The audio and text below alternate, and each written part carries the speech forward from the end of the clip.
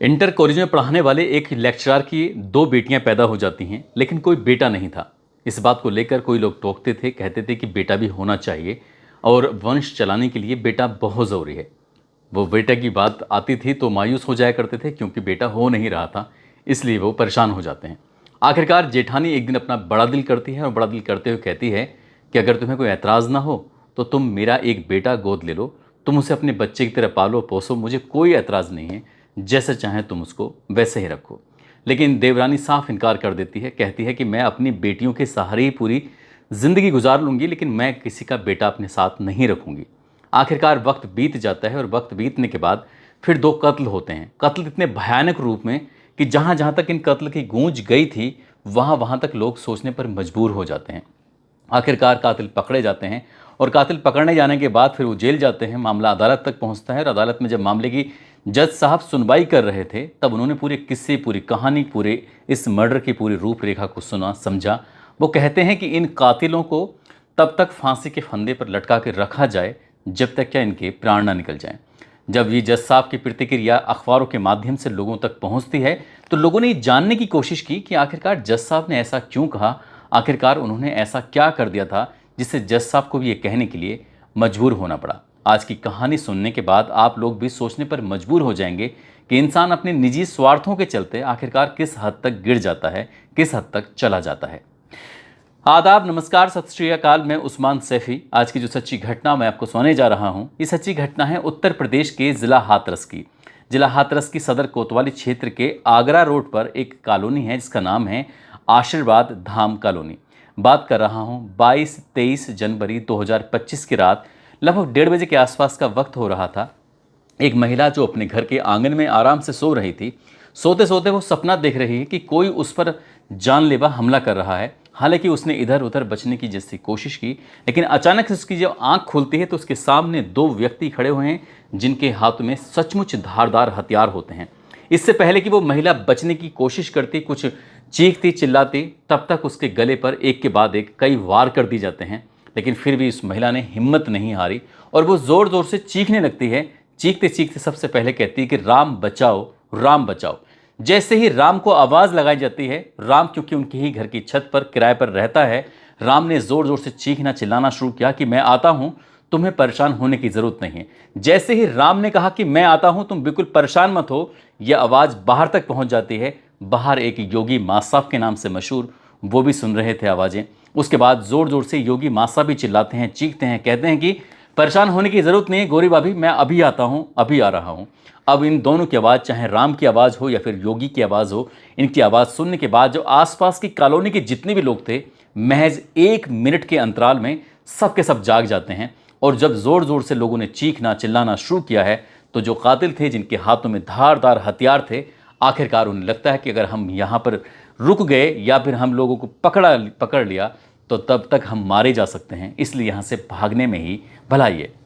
दोनों अपने हथियारों के साथ जो भी मौके पे मिलता है समेटते हैं और समेटने के बाद यहाँ से भाग जाते हैं।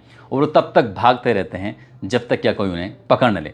आखिरकार घर की दहलीज के अंदर कुछ लोग अंदर आते हैं और जो छत पर काम रहने वाला किराएदार राम होता है, वो भी उतर के नीचे आता है। उसने जो अपनी आंखों से जो मंजर देखा, उस मंजर को देखने के बाद उसकी भी ज़ोर ज़ोर से चीखें निकल आती हैं। दरअसल जो उसकी भाभी, जो कि अभी कुछ देर पहले चीख रही थी, चिल्ला रही थी, उनकी धारदार हथियार से उनको गंभीर रूप से घायल कर दिया गया था।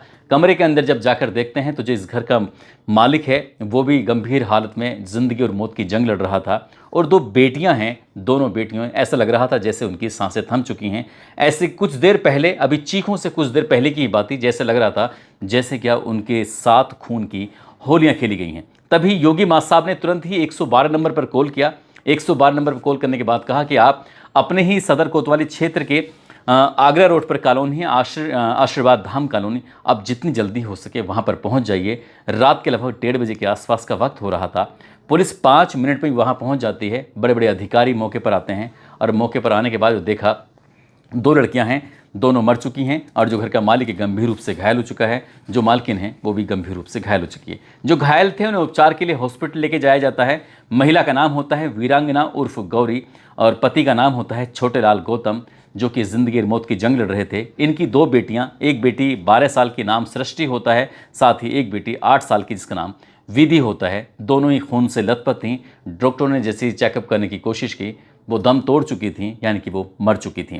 आखिरकार पति पत्नी को हॉस्पिटल लेके जाते हैं और हॉस्पिटल जाने के बाद जब उनका इलाज शुरू होता है तो पूछा जाता है, क्योंकि पति तो बोलने की स्थिति में था ही नहीं, वो लगभग 1.5 साल पहले से ही एकदम शांत हो गया था, खामोश हो गया था। अब उसकी खामोशी कुछ जवाब देने को तैयार नहीं थी, हालांकि उसको मरा हुआ समझकर ही उन्होंने छोड़ दिया था। आखिरकार महिला को होश आता है और होश आने के बाद बस उसके मुंह से सबसे पहला नाम निकल के आता है विकास। वो कहती है विकास घर आया था, पति का चचेरा खानदानी भतीजा है, अपने एक दोस्त के साथ जिसका नाम लल्लू पाल है, उसके साथ आया था, रात आए थे।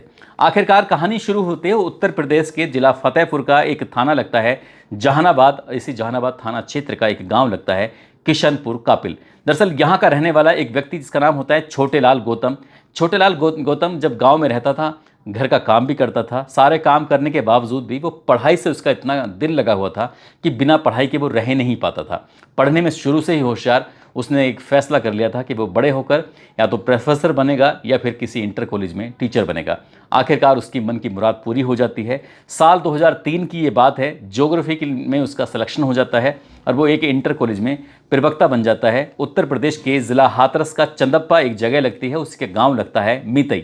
मीतई गाँव का जवाहर स्मारक इंटर कॉलेज में भूगोल के प्रवक्ता जब बन जाते हैं, अब जिंदगी यहाँ से पटरी पर आ जाती है। एक लड़की जिसका नाम होता है वीरांगना उर्फ गौरी, उससे शादी हो जाती है और वक्त जैसे जैसे आगे बढ़ रहा था वैसे वैसे खुशियाँ भी बढ़ रही थीं। 2 बेटियां पैदा हो जाती हैं, एक का नाम सृष्टि रखा जाता है और दूसरे का नाम विधि रखा जाता है। बेटियों को मन से पढ़ा रहे थे, लेकिन एक बात, एक तकलीफ थी जो हमेशा लोग देते रहते थे, याद दिलाते रहते थे। कहते थे कि बेटियां तो हो गई हैं, बेटा भी पैदा कर लो। लेकिन ये सब कुदरत के हाथ में होता है, ये किसी इंसान के हाथ में होता तो वो कुछ भी कर सकता था। लेकिन जो बेटियां थीं उन्होंने कहा कि इन दोनों बेटियों से ही सब्र करेंगे, अब इससे ज़्यादा कुछ नहीं। आखिरकार वक्त धीरे धीरे आगे बढ़ता रहता है और ये इन्होंने अपने कुछ प्लॉट लेना शुरू कर दिया। गांव की ज़मीन भी थी और पहले शुरुआत में तो ये किराए के मकानों में रहते थे, लेकिन जब साल 2020 आता है तो आशीर्वाद धाम कॉलोनी में अपना खुद का घर बनाते हैं, एक गाड़ी लेते हैं और कानपुर के अंदर 2 प्लॉट खरीदते हैं। साथ ही हाथरस में घर इनका बन ही चुका था। ज़िंदगी बेहतरीन चल रही थी, पटरी पर दौड़ रही थी और हर तरह की खुशियां घर में मौजूद थीं। लेकिन एक दिन कुछ ऐसा आता है कि इनके 22 फरवरी 2024 की बात है, अचानक ही जो शिक्षक होता है छोटेलाल गौतम, उन्हें ब्रेन हेमरेज हो जाता है और ब्रेन हेमरेज होते ही उनका शरीर के हिस्सा काम करना बंद कर देता है। आखिरकार वो लकवा मार जाते हैं और घर में ही पड़े रहते हैं। लेकिन यहाँ से उनकी ज़िंदगी के दुर्दिन भी शुरू हो जाते हैं। ऐसे दुर्दिन शुरू होते हैं कि गाड़ी भी उस पर ऋण पर थी, यानी कि उस पर किश्त जाया करती थी। साथ ही जो घर था, उस घर पर भी लोन था, उसकी भी किश्त जाया करती थी। लेकिन जैसे ही ये ब्रेन हेमरेज हो जाता है तो उनको शिक्षा विभाग ने तनख्वाह देना, वेतन देना बंद कर दिया। और जैसे वेतन देना बंद कर देता है, एक तरफ तो उनकी स्थिति वैसे पहले से ख़राब थी, दूसरी तरफ उन्हें बीमारी हो जाती है तो उसके इलाज के लिए पैसे की ज़रूरत थी। धीरे धीरे करके 2 प्लॉट होते हैं जो कि कानपुर में थे, दोनों ही बिक जाते हैं और जैसे ही वो बिक जाते हैं, घर का खर्च चल रहा था, उन्हें ज़िंदगी पे लाने की कोशिश की जा रही थी, लेकिन उनकी तबीयत लगातार बिगड़ रही थी, सही नहीं थी। ऐसी स्थिति में जो बड़ा भाई इनका होता है जिसका नाम बाबूराम होता है, उसके बेटा होता है सोनेलाल। सोनेलाल लगभग 2.5 साल पहले इस घटनाक्रम से वो दुबई चला जाता है, वहीं रहकर नौकरी कर रहा था। साथ ही दूसरा एक और बेटा होता है जो गांव में रहकर इस तरह से अपने माता पिता के साथ काम धंधा किया करता था, खेती या कह सकते हैं कि मेहनत मजदूरी कर रहा था। उसका कुछ ऐसा बड़ा हिसाब किताब नहीं था। इसी बीच में जो जेठानी होती है अपनी देवरानी से कहती है कि तुम्हें परेशान होने की ज़रूरत नहीं है, तुम चाहो तो मेरे बेटे को गोद ले सकती हो, उसे अपना बेटे की तरह रखो, पालो पोसो, सब कुछ ठीक रहेगा। ये जब साफ इनकार कर देते हैं तभी इस घर में ऐसी प्लानिंग शुरू हो जाती हैं। खासकर जो दुबई में बैठा हुआ सगा भतीजा होता है, इसका नाम सोनेलाल होता है, वहीं से बैठा बैठा प्लानिंग करता है क्यों ना अगर इन चारों को ही मार दिया जाए, यानी कि चाचा चाची साथ ही 2 बहनें होती हैं, इनको ही मार दिया जाए तो ये हमेशा हमेशा के लिए ज़िंदगी का किस्सा ख़त्म हो जाएगा। इनकी जो प्लॉट हैं, उनकी जो घर हैं, उनकी जो ज़मीन है, सब कुछ अपनी हो जाएंगी। और इसके लिए उसने प्लान तैयार कर लिया और तैयार करने के बाद गाँव का ही रहने वाला एक लड़का होता है विकास और उसका एक दोस्त होता है जिसका नाम होता है लल्लू पाल। इन दोनों को तैयार करता है, कहता है कि मैं तुम्हें 2 लाख रुपए दूंगा और 2 लाख रुपए अगर तुम लोगे तो उसके बदले में तुम्हें एक काम करना पड़ेगा। काम यह है चाचा चाची को और जो मेरी बहनें हैं उनका कत्ल करना है, उनको मारना है। अब इसके लिए तारीख तय कर दी जाती है। वो बीच बीच में जाते थे और जाने के बाद अपने रैकी वगैरह करते थे। वो पूरा जो इतिहास था, जो वहाँ का भौगोलिक दृश्य था, वो सब कुछ समझ चुके थे। अब विकास ने प्लान बनाया। 22 23 जनवरी 2025 की ये रात की बात है। आखिरकार वो हाथरस पहुंचते हैं। हाथरस जंक्शन से सिटी स्टेशन से कॉलोनी में पहुंचते हैं और उन्होंने शराब पी हुई थी। हालांकि वो पहले भी आया हुआ था विकास, इसलिए घर वालों को कोई एतराज़ नहीं था। 9:10 पर घर में एंट्री करता है और एंट्री करने के बाद खाना वाना खाता है। खाना खाने के बाद आराम से अपने चाचा के पास में जाकर सो जाता है। लेकिन रात के जैसे 12:30 बजे के आसपास का वक्त हो चला था, जो उसकी चाची होती है वो अपनी दोनों बेटियों के साथ घर के ही आंगन में आराम से सो रहे थे। सब कुछ बिल्कुल सन्नाटा था और आंख जैसे ही खुलती है उसके बाद सबसे पहले वो अपने चाचा पर वार करता है। एक के बाद एक कई वार करता है, ताकि उसे लग रहा था कि चाचा मर चुका है।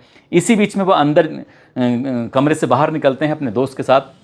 एक दोस्त जो होता है उसने लल्लू पाल ने बड़ी वाली बेटी जिसकी 12 साल की उम्र होती है, नाम सृष्टि होता है, दूसरे ने विकास जो विधि होती है उसको पकड़ते हैं और दोनों एक साथ, एक टाइमिंग इतनी सटीक होती है कि एक ही बार में दोनों की गर्दनों को इस तरह से काटा जाता है जिससे कि वो उनकी हाथों हाथ मौके पर ही मौत हो जाती है। चीखने चिल्लाने का उनको अवसर भी नहीं मिल पाता है और दोनों बहनें मौके पर ही मारी जाती हैं। अब नंबर चाची का आता है। चाची आराम से सो रही थी। चाची ऐसा लग रहा था जैसे ख्वाब में देख रही है कि कोई उसको मारने की कोशिश कर रहा है, लेकिन वो ख्वाब नहीं था बल्कि वो हकीकत था। और हकीकत भी कुछ ऐसा ही था। जब विकास ने धारदार हथियार से अपनी चाची पर वार करने की जो कोशिश कर रहा था, इसी बीच में चाची की आंखें खुल जाती हैं और जैसे ही चाची की आंख खुलती हैं वो देखते क्या है कि उसके सामने उसका पति का जो भतीजा है और उसका जो दोस्त दोनों ही मारने की कोशिश कर रहे थे। मारे भी जाते हैं, लेकिन तब तक चाची ने अपने आप को संभाला और किसी तरकीब से बचने की कोशिश की, लेकिन तब तक वो गंभीर रूप से घायल हो चुकी थी। आखिरकार आसपास के लोग आते हैं और जब तक आसपास के लोग आए थे यहाँ से भाग चुके थे। पुलिस ने इन दोनों को एनकाउंटर के बाद आखिरकार गिरफ्तार कर लिया और गिरफ्तार करने के बाद इनको जेल भेज दिया गया था। 25 मार्च 2025 को न्यायालय ने इस पूरे मामले को संज्ञान लिया और 29 मार्च 2025 को इस मामले में चार्जशीट दाखिल हुई। इसके बाद कोर्ट में जब तारीख पड़ती हैं तो उसके बाद जिरह होती है, सबूत दिए जाते हैं। अदालत इस मामले की पूरी सुनवाई करने के बाद 26 मई 2025 को जो आरोपी होते हैं उनको आरोप सिद्ध हो जाता है, तय हो जाता है और 28 मई 2025 को आखिरकार इन दोनों को विशेष न्यायाधीश SC ST court Ram Pratap Singh जो जज साहब होते हैं, न्यायाधीश होते हैं, वो कहते हैं कि विकास और लल्लू पाल को फांसी के फंदे पर तब तक लटका के रखा जाए जब तक इन दोनों के प्राण न निकल जाएं, क्योंकि उन दोनों बच्चियों का कोई कसूर नहीं था जिन बच्चियों को इन्होंने बुरी तरह से बेरहमी से उनकी दर्दनाक मौत दी है। साथ ही जो इसके चाचा थे वो पहले से ही बीमार चल रहे थे, उनका शरीर बिल्कुल काम नहीं कर रहा था और इन्होंने उनको भी मरणासन हालत में डाल दिया। साथ ही अपनी चाची को भी उन्होंने बहुत बुरी तरह से गंभीर रूप से घायल कर दिया था। हालांकि इन दोनों को तो फांसी की सज़ा सुना दी गई, आर्थिक जो दंड था वो भी दे दिया गया, लेकिन जिसने पूरे कत्ल की रूपरेखा रखी थी, जो कि दुबई में रह रहा था, सोनेलाल, आखिरकार पुलिस उसको अभी तक भी गिरफ्तार नहीं कर पाई। जब हम इस कहानी को सुना रहे थे तब तक भी वो दुबई में ही था। हालांकि यहाँ से इंडिया से तमाम कोशिशें की जा रही हैं ताकि प्रत्यार्पण करके उसको वापस इंडिया लाया जाए और उसको भी सज़ा सुनाई जाए। हालांकि उसको क्या सज़ा हो सकती है, क्योंकि इस तरह के मामले साजिशकर्ता को जो भी सज़ा होगी सो होगी, लेकिन उसको लाने में भी अभी दिक्कत परेशानी हो रही है। अभी तक लगभग इस घटनाक्रम को 4 महीने से ज़्यादा का समय बीतने को है, लेकिन वो अभी तक नहीं आया। दोस्तों, इस पूरे घटनाक्रम को सुनाने का उद्देश्य किसी को परेशान करना नहीं है, किसी का दिल दुखाना नहीं है, बल्कि आपको जागरूक करना है, आपको सचेत करना है। जिस तरह से ज़मीन के लालच को लेकर, खासकर 10 बीघा ज़मीन को लेकर जो गांव की थी, क्योंकि प्लॉट तो बिक चुके थे और जो घर होता है उस घर पे कर्जा चल रहा था और कार पे कर्जा चल रहा था। चाचा की हालत इतनी ख़राब थी कि फरवरी 2024 से उनको सैलरी मिल ही नहीं रही थी, क्योंकि वो स्कूल नहीं जा रहे थे और स्कूल जाते तो शायद उनको तनख्वाह, उनका वेतन मिलता। उनकी स्थिति पहले से ही ख़राब थी। 10 बीघा ज़मीन के लिए 2 कत्ल कर आखिरकार उन्होंने क्या साबित किया। और माँ ने भी शायद इसमें कहीं ना कहीं जो रोल था अपने बच्चों को समझाने का, वो समझाने से गई, लेकिन कहीं ना कहीं वो चाहती थी कि ज़मीन हमें मिले, इसलिए वो अपने बेटे को गोद देना चाहती थी। हालांकि पुलिस प्रशासन की जांच का विषय है कि उसमें क्या है क्या नहीं, ये तो खैर वो भी बता सकते हैं, लेकिन जो भी होता है वो बहुत भयानक होता है। दोस्तों, जाते जाते ये शिवगढ़ के रहने वाले हैं सिद्धार्थ, आज इनका जन्मदिन है। इनको जन्मदिन की ढेरों सारी शुभकामनाएं, बहुत बहुत मुबारकबाद।